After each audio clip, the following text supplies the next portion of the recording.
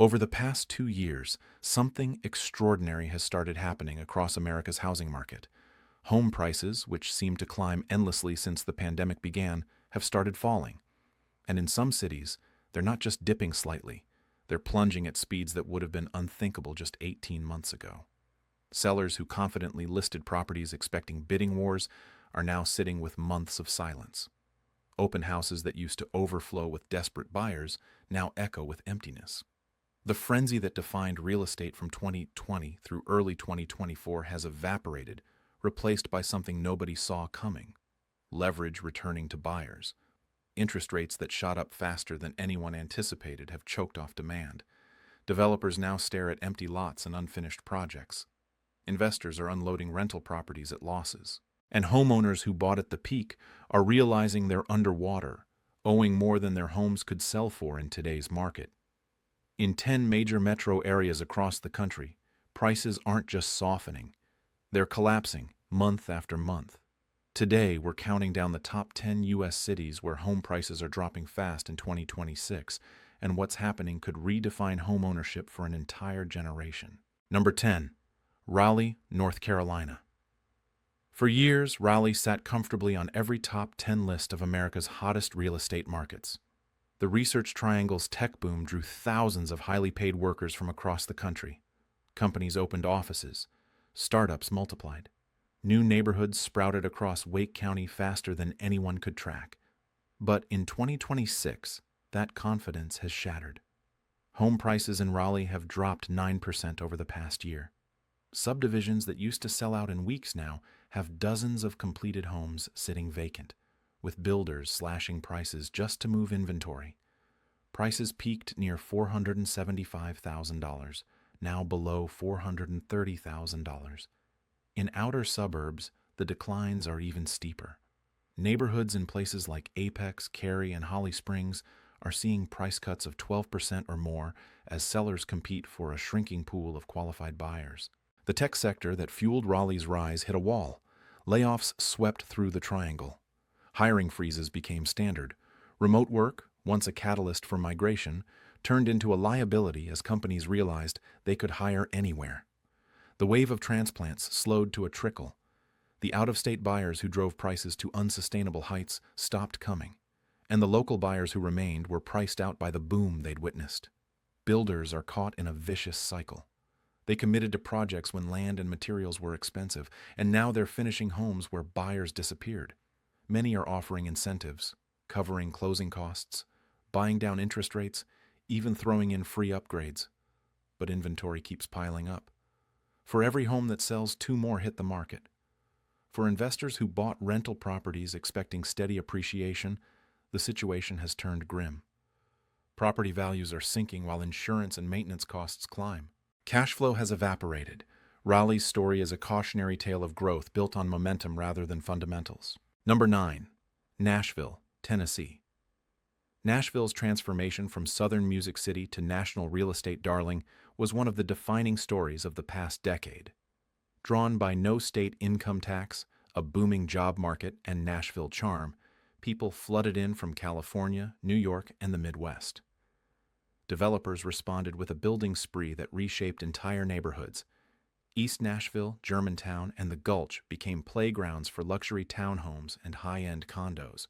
Prices climbed so fast that longtime residents were pushed to the fringes. But by 2026, the music has stopped. Home prices have fallen 10% year over year, and in some hot neighborhoods, the drop is closer to 14%. Homes at $650,000 in 2023 struggle to sell at $570,000.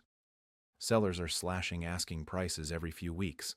Open houses that used to draw lines around the block now see maybe 3 or 4 visitors, most browsing with no intention to buy. The issue isn't just oversupply. It's affordability hitting a breaking point. The people moving to Nashville were supposed to have deep pockets, but many arrived over-leveraged, stretched thin by high costs in their previous cities. And the locals are priced out, unable to compete even as prices fall. Average household income hasn't kept pace with housing costs. The gap widened so much during the boom that even with today's corrections, homes remain out of reach. The short-term rental market that exploded during the pandemic has imploded. Airbnb owners who bought properties assuming endless tourist demand are facing harsh reality. Occupancy rates have plummeted. Operating costs have soared. New city regulations have made it harder to run these properties profitably. Many owners are dumping their investments onto the market, adding pressure to an already flooded system. Builders who started projects in 2022 and 2023 are finishing homes nobody wants. Entire developments in places like Donelson, Antioch, and Madison sit partially empty, with builders offering steep discounts and creative financing to avoid total losses. Some have paused construction entirely. Nashville still has its soul. The music, the food, the energy remains. But the real estate fantasy that convinced people this city could grow forever without consequences has been shattered. Number 8, Denver, Colorado. Denver was supposed to be bulletproof. With a strong job market and mountain appeal, it felt like one of the safest bets in American real estate. Investors loved it. Developers couldn't get enough. But 2026 has brought Denver crashing back to earth. Home prices have dropped 11% compared to last year, and in some metro neighborhoods, the decline is pushing past 15%. Properties in areas like Park Hill, Highlands, and Stapleton that were white-hot 2 years ago are sitting on the market for months. Homes listed at $720,000 are getting relisted at $640,000, then $610,000, with still no offers.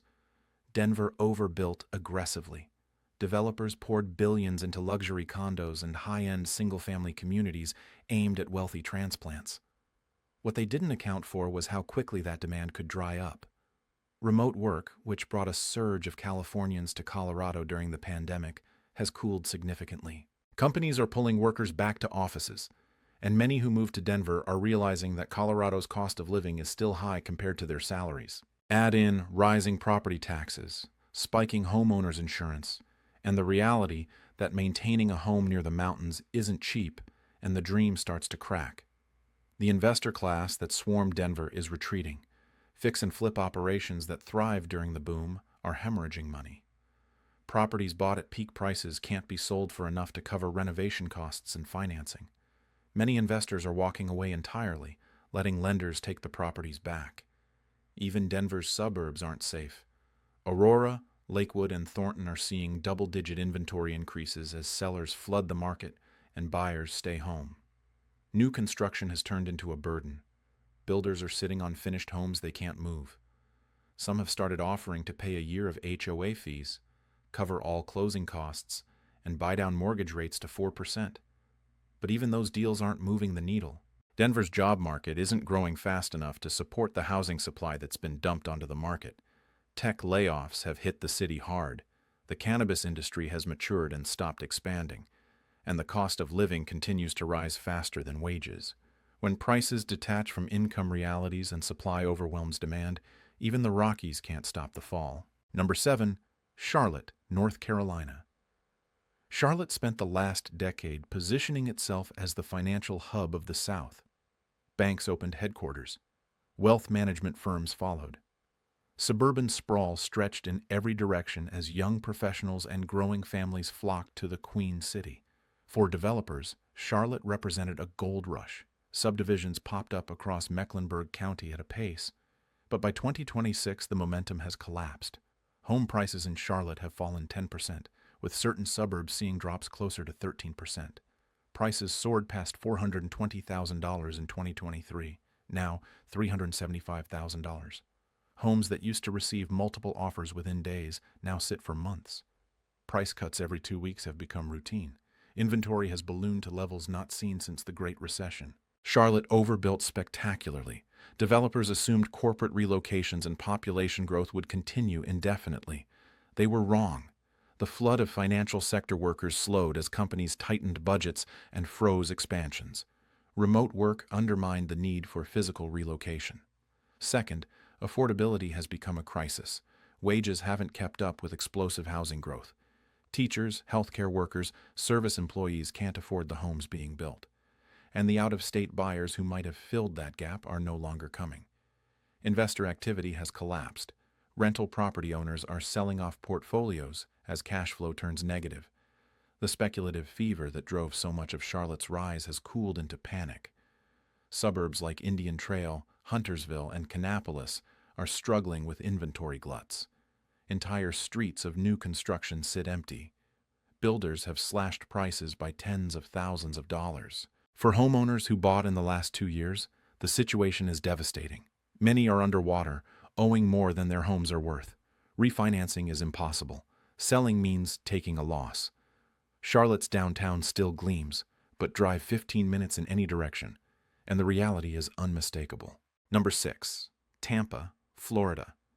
Tampa's boom was fueled by a perfect storm of pandemic migration, low taxes, and year-round sunshine. For a few years, it felt like the city couldn't lose.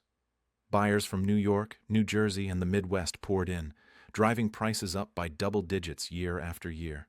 Developers rushed to capitalize, throwing up luxury condos and sprawling single-family subdivisions.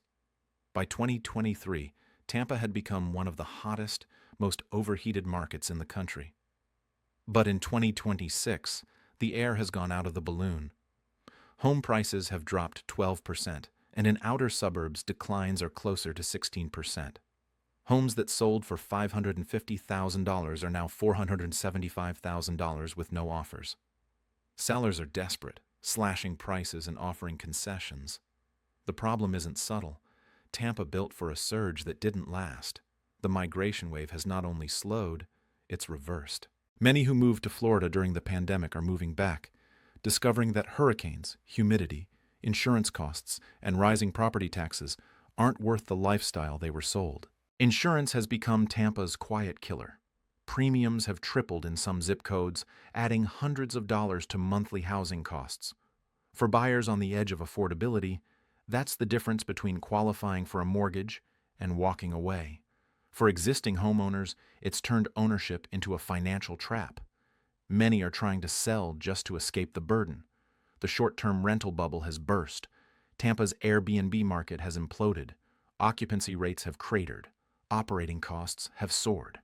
Investors who bought properties assuming passive income are panic selling, often at significant losses.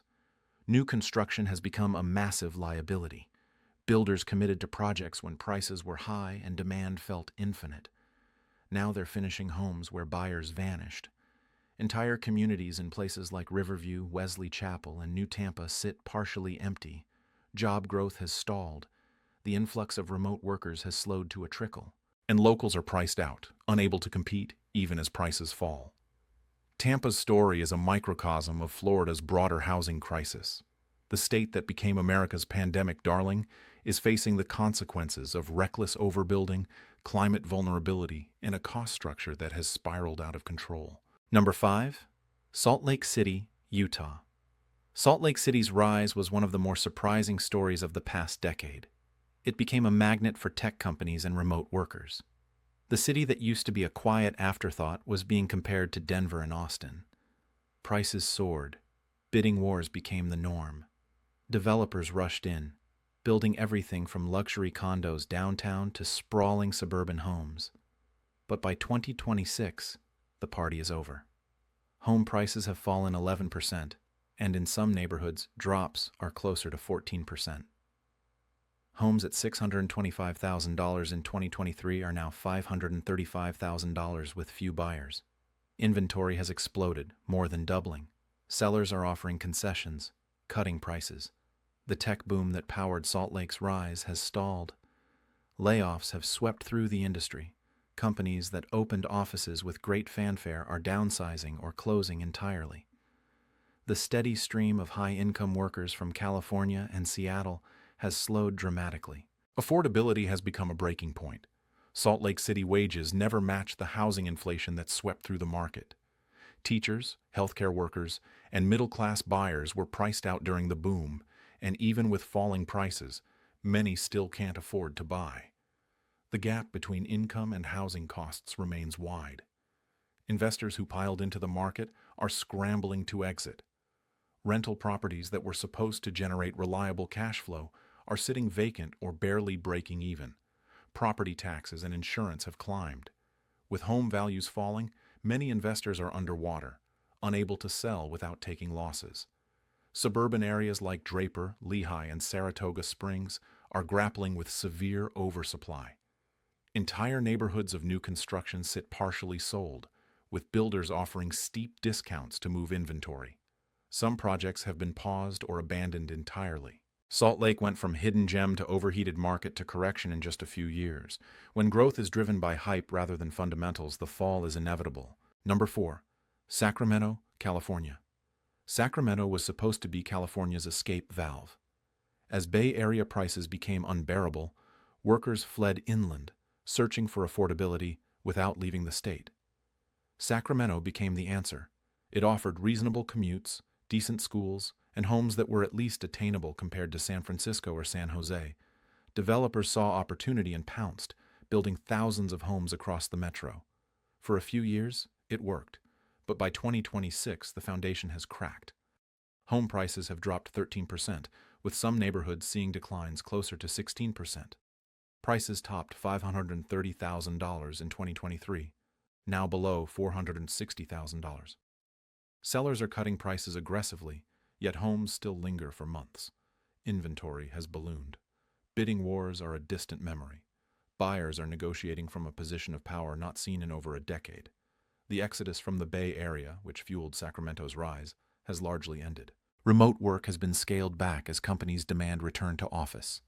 Many who moved during the pandemic are realizing the trade-offs aren't worth it. The jobs are still in the Bay Area, but the cost of commuting has become unbearable. The result is stagnation and reverse migration. Sacramento's economy hasn't been strong enough to pick up the slack. Job growth is anemic. Wages remain low compared to housing costs. The state government isn't expanding fast enough to support the housing supply that's been dumped onto the market. Investors are unloading properties. Cash flow has turned negative as rents fail to keep pace with expenses. Property taxes, insurance, and maintenance costs have climbed, squeezing margins to the point where holding properties no longer makes financial sense. New construction has become a nightmare for builders. Projects that started when demand felt infinite are finishing in a market where buyers have evaporated. Subdivisions in Elk Grove, Roseville, and Natomas sit partially empty. Builders are offering paid closing costs, interest rate buydowns, and price cuts of $40,000 or more. Yet sales are slow. While Sacramento was supposed to be the affordable alternative, prices during the boom climbed so high that affordability became an illusion. The disconnect between what people earn and what homes cost remains one of the defining challenges of the California market. Number 3. Boise, Idaho. Boise's fall from grace has been one of the most dramatic stories in American real estate. During the pandemic, it became the poster child for remote work migration. Californians, Seattleites, Portlanders flooded into the Idaho capital, drawn by affordability. Prices went vertical. Homes that sold for $320,000 in 2019 were suddenly fetching $620,000 by 2022. Developers couldn't build fast enough. But by 2026, that wave has become a wipeout. Home prices have plummeted 17%, one of the steepest declines anywhere in the country. Homes that sold for $650,000 are now $540,000 with no buyers. Inventory has exploded. Homes sit on the market for 4, 5, even 6 months. Sellers are slashing prices every few weeks. The California money that powered Boise's boom has dried up. Remote work has been rolled back dramatically. Tech layoffs have wiped out the high-income workers who could afford Boise's inflated prices. Many who moved during the pandemic are moving back, discovering that Idaho's limitations aren't worth the trade-offs. Boise's local economy was never equipped to handle the boom. Wages are modest, built around healthcare, education, and government work. The vast majority of local workers were priced out during the frenzy. Developers are facing losses. Projects started at the peak are finishing now, where demand collapsed. Entire subdivisions in Meridian, Eagle, and Nampa sit partially empty. Builders are offering unheard-of concessions, paying tens of thousands in closing costs, buying down mortgage rates, throwing in free upgrades, and still struggling to move homes. Some have walked away from projects entirely. Investors who rushed into Boise expecting easy profits are stuck. Rental properties are sitting vacant. Home values have fallen so far that many investors are underwater. Property taxes and insurance have climbed, making the financial math impossible. Many are walking away, letting banks foreclose rather than continue bleeding money. The cultural backlash has added another layer of complexity.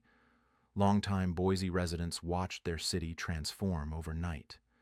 The influx of newcomers drove up costs, strained infrastructure, and changed the character of neighborhoods. Now, as the market crashes and transplants leave, locals are left with the wreckage. Boise stands as the clearest example of what happens when a small city gets caught in a national frenzy. Number 2. Phoenix, Arizona. Phoenix's crash has been swift and unforgiving.